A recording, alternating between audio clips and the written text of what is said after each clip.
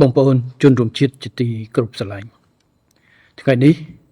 ខ្ញុំសូមជម្រាបជូនបងប្អូនជនរួមជាតិទាំងអស់អំពីការសម្រេចចិត្តដ៏សំខាន់មួយរបស់រាជរដ្ឋាភិបាលពាក់ព័ន្ធនឹងការទាមទារដែនសមុទ្រត្រួតស៊ីគ្នាជាមួយប្រទេសថៃកម្ពុជាបានផ្ញើលិខិតជូនដំណឹងជាផ្លូវការទៅកាន់ភាគីថៃនិងអគ្គលេខាធិការអង្គការសហប្រជាជាតិដើម្បីចាប់ផ្ដើមដំណើរការនៃយន្តការផ្សះផ្សាដោយបង្ខំក្រោមអនុសញ្ញាអង្គការសហប្រជាជាតិស្តីពីនីតិសមុទ្រឬ UNCLOS យើងបានជ្រើសរើសយកយន្តការនេះក្នុងគោលដៅការពារអធិបតេយ្យភាពជាតិនិងសិទ្ធិលើដែនសមុទ្ររបស់កម្ពុជាដោយអនុលោមតាមច្បាប់អន្តរជាតិកម្ពុជាតែងតែប្រកាន់ខ្ជាប់នូវគោលការណ៍ដោះស្រាយវិវាទជាមួយប្រទេសជិតខាងដោយសន្តិវិធីកម្ពុជានៅតែមានបំណងកសាងទំនាក់ទំនងជាមួយភាគីថៃដោយឈរលើមូលដ្ឋានសន្តិភាពកិច្ចសហប្រតិបត្តិការនិងការគោរពគ្នាទៅវិញទៅមកទន្ទឹមនឹងនេះអធិបតេយ្យភាពជាតិនិងសិទ្ធិលើដែនសមុទ្ររបស់កម្ពុជាត្រូវតែគោរពជាដាច់ខាតអស់រយៈពេលជាច្រើនឆ្នាំមកហើយកម្ពុជានិងថៃមានក្របខ័ណ្ឌទ្វេភាគីដើម្បីស្វែងរកដំណោះស្រាយដោយសន្តិវិធីលើការទាមទារដែនសមុទ្រត្រួតស៊ីគ្នាក្របខ័ណ្ឌទ្វេភាគីនេះគឺអនុសារណៈនៃការយោគយល់គ្នាឆ្នាំ2001ឬហៅថា MOU 2001អនុសារណៈនៃការយោគយល់គ្នានេះឆ្លុះបញ្ចាំងពីការយល់ឃើញជាមួយគ្នាថាប្រទេសទាំងពីរគួរតែធ្វើការរួមគ្នាដើម្បីដោះស្រាយព្រំដែនសមុទ្រនិងអភិវឌ្ឍធនធាននៅក្នុងតំបន់ទាមទារដែនសមុទ្រត្រួតស៊ីគ្នាដោយសន្តិវិធីនិងសម្រាប់ផលប្រយោជន៍ទៅវិញទៅមកនៅពេលដែលរាជរដ្ឋាភិបាលថៃបានប្រកាសថានឹងដកខ្លួនចេញពីក្របខ័ណ្ឌទ្វេភាគីដ៏យូរអង្វែងនេះកម្ពុជាបានស្នើឲ្យភាគីថៃពិចារណាឡើងវិញប៉ុន្តែជាការគួរឲ្យសោកស្ដាយភាគីថៃនៅតែសម្រេចចិត្តដើរចេញពីក្របខ័ណ្ឌទ្វេភាគីនេះដដែលការនេះមានន័យថា MOU 2001ដែលជាក្របខ័ណ្ឌទ្វេភាគីព្រមព្រៀងគ្នាតែមួយគត់សម្រាប់ដោះស្រាយតំបន់ទាមទារដែនសមុទ្រត្រួតស៊ីគ្នាក្នុងរយៈពេលជាង25ឆ្នាំកន្លងមកមិនអាចបន្តយកមកប្រើប្រាស់ទៀតបានឡើយការនេះបង្ហាញយ៉ាងច្បាស់ថាឱកាសចរចាទ្វេភាគីដើម្បីឈានទៅរកដំណោះស្រាយត្រូវបានប្រើប្រាស់អស់លទ្ធភាពហើយហេតុដូច្នេះរាជរដ្ឋាភិបាលកម្ពុជាបានពិចារណាយ៉ាងម៉ត់ចត់បំផុតនៅរាល់ជំរើសផ្លូវច្បាប់និងដោយសន្តិវិធីដែលមាននិងអាចអនុវត្តទៅបានអនុសញ្ញាអង្គការសហប្រជាជាតិស្តីពីនីតិសមុទ្រដែលស្គាល់ជាទូទៅថា UNCLOS ជាសន្ធិសញ្ញាអន្តរជាតិដែលកំណត់នូវសិទ្ធិនិងការទទួលខុសត្រូវរបស់រដ្ឋភាគីនានាពាក់ព័ន្ធនឹងដែនសមុទ្រដែលក្នុងនោះទាំងកម្ពុជានិងថៃជារដ្ឋភាគីនៃអនុសញ្ញានេះការផ្សះផ្សាដោយបង្ខំគឺជាយន្តការផ្លូវច្បាប់ដោយសន្តិវិធីនៅក្រោមអនុសញ្ញា UNCLOS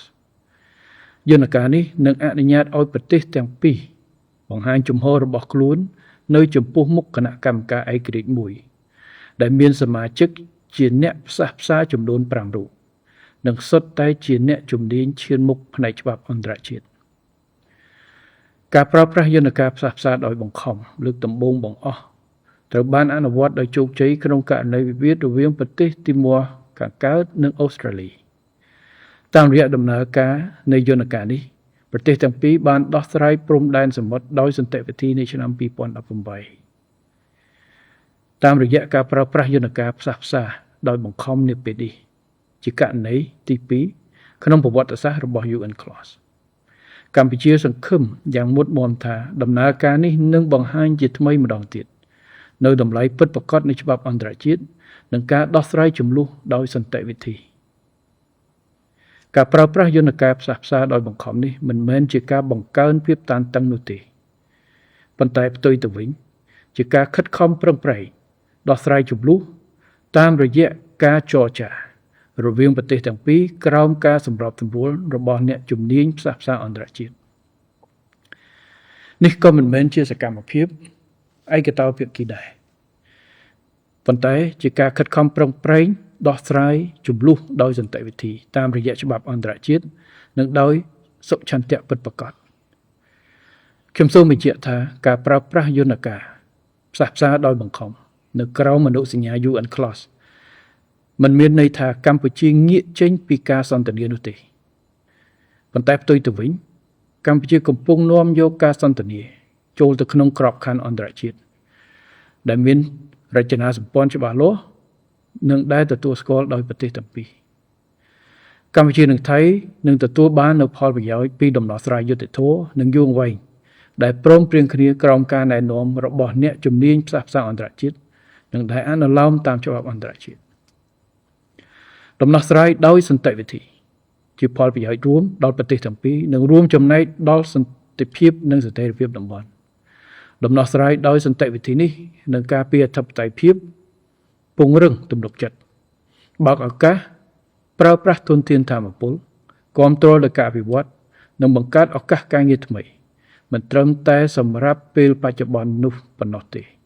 ប៉ុន្តែថែមទាំងសម្រាប់ប្រជាជនជំនាន់ក្រោយៗនៃប្រទេសទាំងពីរខ្ញុំសូមបញ្ជាក់ជាថ្មីថាកម្ពុជាមិនដែលរំលោភបំពានអធិបតេយ្យភាពរបស់ប្រទេសដទៃឡើយជាមួយគ្នានេះកម្ពុជាបដិញ្ញាចិត្តយ៉ាងដាច់ខាតក្នុងការការពារអធិបតេយ្យជាតិរបស់ខ្លួននាពេលនេះកម្ពុជាបន្តប្រកាន់